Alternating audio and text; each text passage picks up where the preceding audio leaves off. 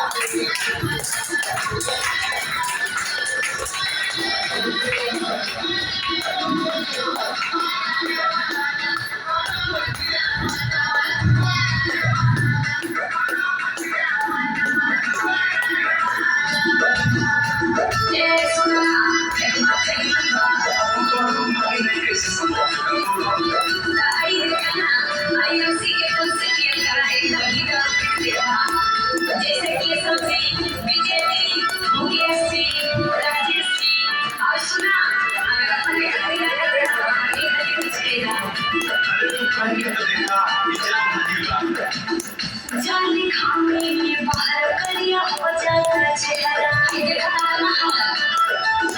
जाली खाने में बाहर करिया हो जाता चेहरा कौनो काला उपाय सुना रहे वाला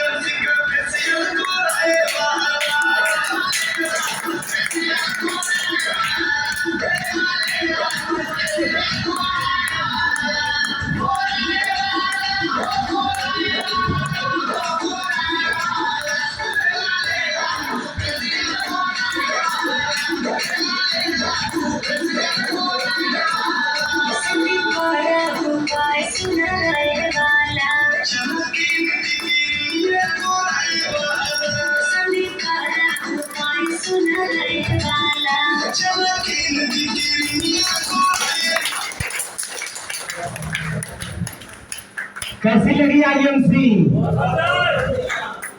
ये बात सच्ची थी।